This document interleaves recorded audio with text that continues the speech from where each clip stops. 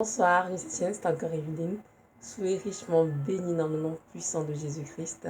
Qu'il vous accorde beaucoup de jours de paix en ces temps de la fin et aussi une pleine espérance. Aujourd'hui, nous sommes le 13 juin 2019 et je vais continuer l'enseignement que j'ai commencé sur le thème de l'importance d'accepter nos croix. J'ai fait une vidéo en date du 11 juin 2019 intitulée à Gethsemane, Jésus a accepté sa croix et toi, qu'en est-il de la tienne? Je vais faire la deuxième partie de cette vidéo pour que nous comprenions combien il est important justement de ne pas vouloir faire ce qui nous tente, de faire la volonté de Dieu et accepter tout ce qui vient dans nos vies dans le but de nous former justement, de former le caractère de Christ en nous. Voilà, dans la première vidéo, nous allons lire ensemble le livre de Marc, oui, et de Marc, le chapitre, donc voilà, c'est ça, dans le Marc 14, où le Seigneur se retrouve dans le jardin de Gethsemane avec ses disciples, et il est confronté justement à dire oui à la croix, ou a dit non. Et il a choisi de dire oui. Il a dit, Père, si tu pouvais laisser cette coupe de moi, fais-le. Mais non ma volonté, mais ta volonté. Non, ma volonté, il a choisi vraiment de faire la volonté du Père, qui était d'accepter être crucifié après Golgotha pour le pardon de nos péchés et d'être ressuscité ensuite pour que nous puissions avoir la vie éternelle. Donc, tout ce que sans la crucifixion du Seigneur Jésus et sans sa résurrection, aucun chrétien n'existerait. Donc, juste un chrétien parce qu'il a accepté souffrir pour nous. Et sa souffrance a donc donné naissance aux enfants de Dieu aujourd'hui, c'est-à-dire des chrétiens, tout simplement. Donc, Dieu nous demande, de suivre son exemple, évidemment, d'accepter nos croix, parce que nos croix ne sont pas juste pour nous, mais c'est aussi pour le salut de délivrance de plusieurs personnes qui nous entourent. Même si parfois on ne se passe là, nous savons ce qui se passe là, mais c'est ce qui se passe dans le monde spirituel. Donc, c'est important d'accepter de porter ces croix. Donc ici, je ne vais pas m'étaler de plus là-dessus. Je continue une partie de la vidéo qui était justement de, de comprendre pourquoi est-il aussi important d'accepter de porter dans ses croix. Donc voilà, je vais lire un premier texte qui se trouve dans... Pardon, excusez. Oui, voilà. Qui se trouve dans 1 Pierre 4, de verset 1 à 2. Ça dit ceci... Ainsi donc, Christ ayant souffert dans la chair, vous aussi armez-vous de la même pensée, car celui qui a souffert dans la chair en a fini avec le péché, afin de vivre non plus selon les convoitises des hommes, mais selon la volonté de Dieu, pendant le temps qui lui reste à vivre dans la chair. Donc, notre Dieu, il nous demande de nous armer de la pensée de Christ, en fait, comme de Christ a dit, d'accepter souffrir, en fait, pour le salut de d'autres personnes. Donc, ici, d'une de exhorte vraiment à comprendre qu'en tant que chrétien, nous devons avoir toujours à l'esprit que la souffrance est une chose nécessaire, permise par Dieu dans le but de nous former et aussi pour répondre des grâces spirituelles afin que notre âme soit sauvée. Donc, on lit le texte justement dans la parole, toujours dans 1 Pierre 4, des versets 12, je dirais, 12 jusqu'à 15. Donc voilà, je vais dire, ça dit ceci. Bien-aimés, ne soyez pas surpris comme d'une chose étrange qui vous arrive de la fournaise qui est au milieu de vous pour vous éprouver. Réjouissez-vous au contraire de la part que vous avez aux souffrances de Christ, afin que vous soyez aussi dans la joie, dans l'allégresse lorsque sa gloire apparaîtra. Si vous êtes outragés pour le nom de Christ, vous êtes heureux parce que l'Esprit de gloire, l'Esprit de Dieu repose sur vous. Que nul de vous, en effet, ne souffre comme meurtrier, ou voleur, ou malfaiteur, ou comme s'ingérant des affaires d'autrui. Mais si quelqu'un souffre comme chrétien, qu'il n'en ait point honte, et que plutôt il glorifie Dieu à cause de ce nom. On regarde donc jusqu'au 16, parole du Seigneur.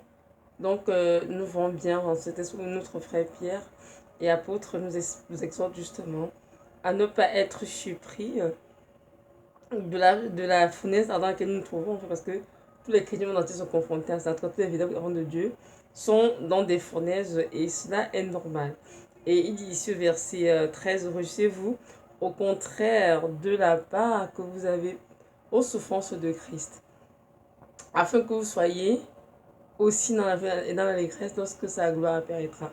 Effectivement, si l'enfant de Dieu ne va souffrir pour Christ, ne va souffrir pour sa gloire, lorsque ça apparaîtra, ce sera juste la honte parce que tu n'as rien fait pour lui.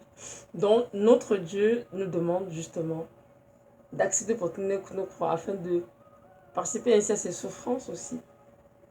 Et lorsqu'il apparaîtra dans sa gloire, nous serons vraiment dans la joie, dans l'allégresse, parce qu'on sera heureux, parce qu'on comprendra tous le prix.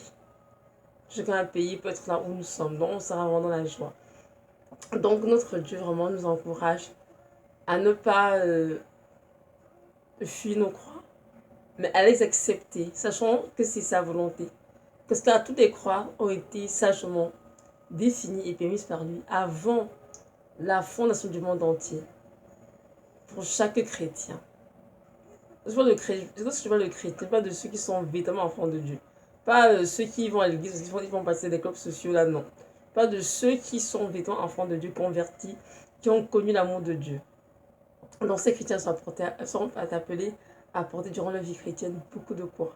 Plusieurs croix, mais toutes ces croix sont sagement permises par le Seigneur dans le but, comme j'ai dit, de nous former Christ en nous, et évidemment aussi pour la défense de ceux que nous aimons, de nos familles, et parfois tout simplement même des personnes que nous ne connaissons pas. Mais nos souffrances vont aider à leur salut. Et nous allons prendre un cas très très clair dans la Bible, celui de Joseph. Dans tout ce que Joseph est un homme qui a beaucoup souffert, mais qui, durant sa souffrance, n'a jamais rejeté le Seigneur. Donc Joseph était l'un des fils de Jacob, et Jacob l'aimait beaucoup, parce que c'est le fils qu'il a eu dans sa vie, c'est en fait avec Rachel. Et Joseph était aimé de son père. Tout ce qu'on dit dans Genèse, Joseph était vraiment un enfant que ses frères n'aimaient pas en fait, parce qu'il était très peu son père, son père l'aimait beaucoup. Et il avait souvent des rêves, lui parlait déjà qu'il était plus jeune, et le fait qu'il passait ses rêves en fait à ses frères les rendait jaloux. Donc c'était un enfant dont les frères étaient vraiment jaloux de lui, mais Dieu avait un appel sur sa vie. Et malgré les injustices qu'il a subies, Joseph s'est quand même retrouvé dans la volonté de Dieu pareil et a accompli la mission pour laquelle il avait été envoyé ici sur terre. Donc, nous savons tous que Joseph avait été vendu par ses frères comme esclave en Égypte. Donc, il avait en Égypte comme esclave. Il travaillait dans la maison de certain Potiphar, et qui aussi, après quelques temps, j'étais en prison parce que la femme de Potiphar l'accusait d'avoir cherché à coucher avec elle, donc c'était pas vrai, c'était une autre injustice.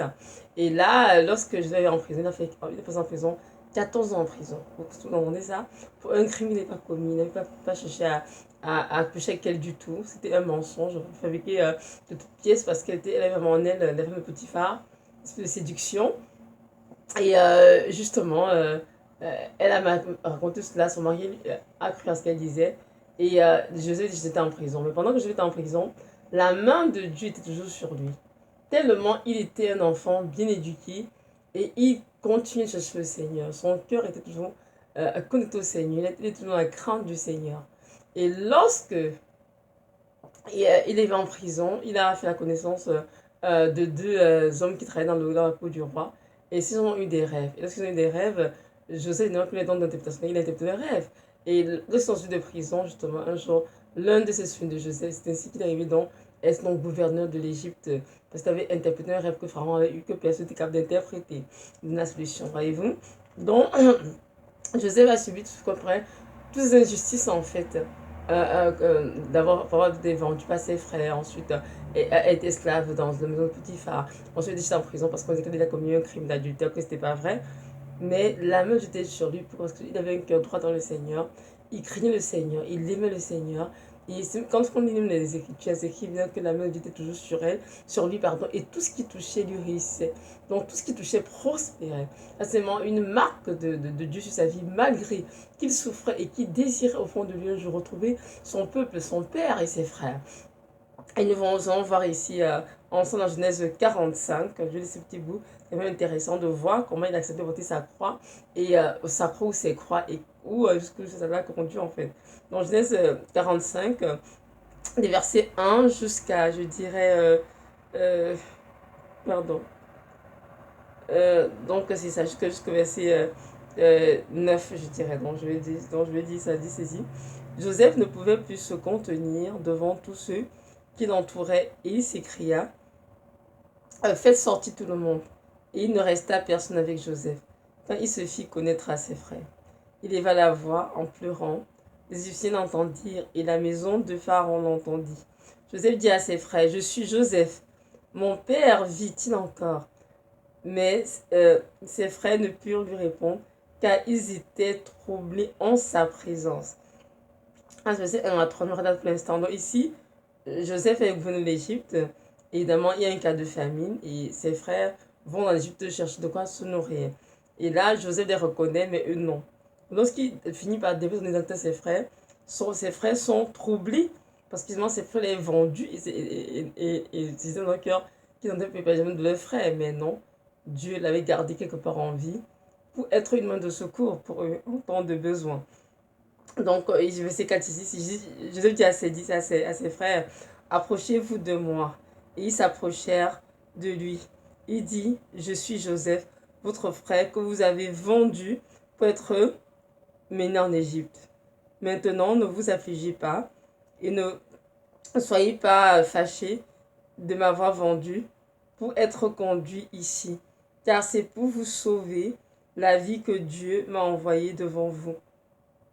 Voilà 2 ans que la famine est dans le pays et pendant 5 années encore, il n'y aura ni labour ni moisson. Dieu m'a envoyé devant vous pour vous faire subsister dans le pays et pour nous faire vivre par une grande, pour vous faire vivre par une grande délivrance. Je m'arrête la parole du Seigneur.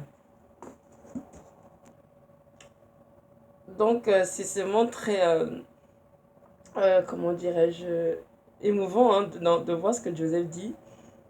Il dit à ses frères de ne pas être triste ou être fâché, même sinon vendu, parce que Jésus dans son cœur avait déjà pardonné à ses frères d'avoir vendu, parce qu'il a compris en fait dans son cheminement, dans son désert, que tout ce qu'il vivait en fait, tous les mots qu'il avait venaient de la main de Dieu, mais pour son propre bien. Et lui ne savait plus tard. Donc il les acceptait vraiment avec joie, ses croix. Il s'est porté pendant de nombreuses années en passant. Il a beaucoup pleuré, il a beaucoup dans son cœur, parce que dans la Bible, je sais pas, comme disons original, second, etc. Ces Bibles ne sont pas vraiment, comment dirais-je, bien traduits pour relater tout ce que Joseph endurait. Excusez-moi, je suis enrhumée, désolée pour ma voix qui est un peu rock, tout ça, c'est donc je vais boire de l'eau de temps en temps.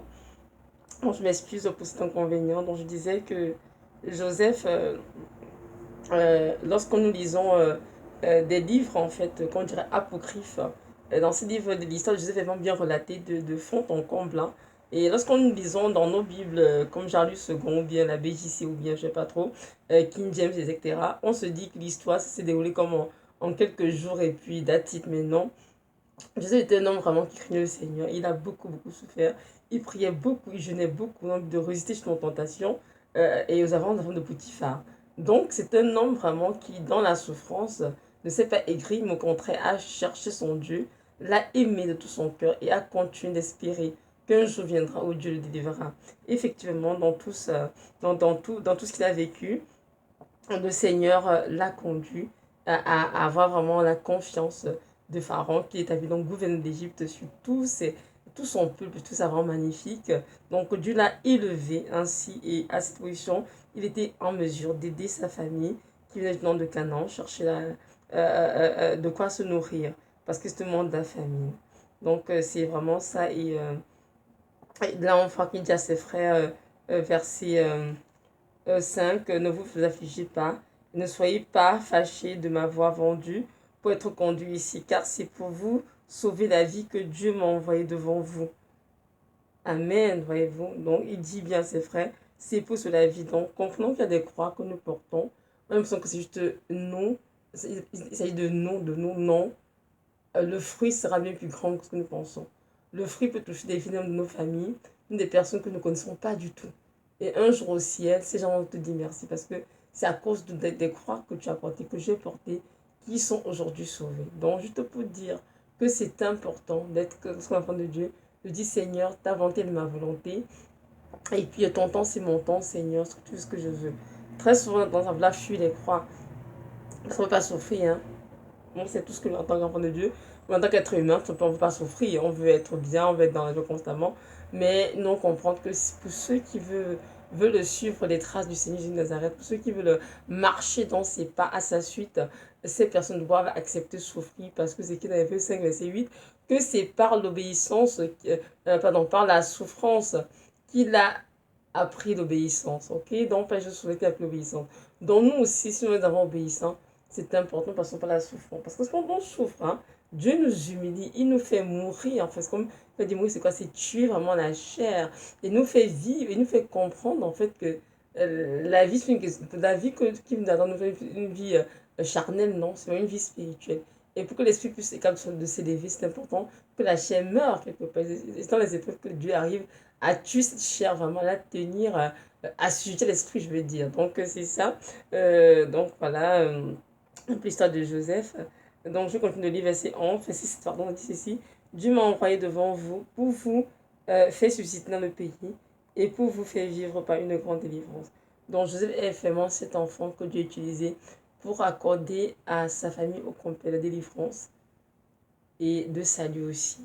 Et c'est important vraiment de mentionner cela parce que Jacob était très avancé en âge, il aimait beaucoup Joseph et de son vivant n'a jamais cru de sa vie qu'il fera encore son fils. Lorsqu'il a revu Joseph, il était dans une très grande joie, il est mort en paix. Donc vraiment, Joseph, par ses souffrances et par ses croix qu'il a portées, a contribué vraiment au bonheur de son propre père, de sa propre famille et Dieu a été effectivement très très glorifié. Donc il dit verset 8, ce n'est donc pas vous qui m'avez envoyé ici, mais c'est Dieu. Il m'a établi père de Pharaon, maître de toute sa maison et gouverneur de tout le pays d'Égypte. Parole du Seigneur. Donc voyez-vous, il dit ici clairement que ce ne sont pas ses frères qui l'ont envoyé en Égypte, mais c'est Dieu qui l'a fait. Nous on dit que c'est Dieu qui a permis que cela arrive dans le but de propulser Joseph à cette place de gouverneur de tout le pays d'Égypte et ce qui est arrivé. Et c'est à cette position qu'il a pu être capable d'aider sa famille au complet. Donc voilà. Donc je m'arrête là pour cette vidéo tout simplement. Donc c'est ça que je voulais juste prendre comme exemple que nous pouvons comprendre que nos croix que nous portons sont là pour contribuer, c'est vrai, à nous fournir en tant qu'enfants de Dieu, mais aussi à nous pouvons être des sources vraiment de délivrance, de guérison, de salut pour plusieurs autour de nous. Donc c'est important d'accepter de porter ses croix. Donc c'est ça, à Gethsemane, Jésus-Christ, il a accepté d'être crucifié à Golgotha. C'est la raison que nous sommes aujourd'hui et nous aussi, nous devons aussi accepter être crucifiés. Ah, oui, parce que Dieu le demande dans le but justement de faire bénéficier plusieurs des grâces qui en découleront. Donc voilà, c'est ça. Je ne m'étends plus que ça. C'est juste pour nous donner vraiment la suite de la vidéo que j'ai fait la dernière fois pour conclure en fait pourquoi il était aussi important d'accepter de porter ses croix.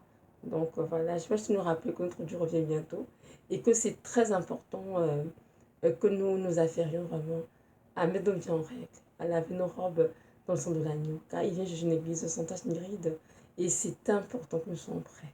Je sais qu'il y a beaucoup d'enfants de Dieu qui sont dans la préparation, ils se disent que mais non, on est déjà prêt, on est déjà au ciel, on croit en Dieu, c'est correct, c'est parfait. Je vous dis que ce n'est pas ça, ce n'est pas assez. C'est important vraiment de cheminer dans le Seigneur, d'aller dans sa présence et de se laisser nous révéler toutes les choses qui doivent être confessées, tout ce qu'il faut mettre en règle, tout ce qu'il faut corriger, il faut vraiment le faire. Parce qu'à l'enlèvement, beaucoup seront surpris parce que beaucoup d'enfants de Dieu ne monteront pas, malheureusement, bien qu'ils aient dans les églises pendant des années, je sais pas, en fait, le Seigneur. Donc comprendre qu'il y a la parole que heureux ceux qui ont le cœur pur, qui verront Dieu. Donc si dans nos cœurs il y a des impuretés, aussi petits soient-ils, ces impuretés pourront nous empêcher de monter si elles ne sont pas confessées. Donc c'est important vraiment de ne pas s'amuser avec la préparation en futur tout le Seigneur. On prend ça vraiment comme quelque chose d'important et vraiment de s'y appliquer vraiment avec beaucoup de rigueur, de minutie. Et avec du Saint-Esprit, il nous aidera à faire le ménage en bonne et due forme pour que nous soyons prêts pour ce grand jour. Donc c'est ça. Maintenant, si tu m'écoutes et que tu ne connais pas encore qui est ce Dieu, son nom c'est Jésus de Nazareth, le Dieu qui m'a Golgotha pour toi, qui t'a aimé et qui a donné tout pour toi. Donc j'aimerais juste aujourd'hui te demander de ne pas, comment dirais-je, de ne pas avoir peur, mais de l'invoquer, il te répondra.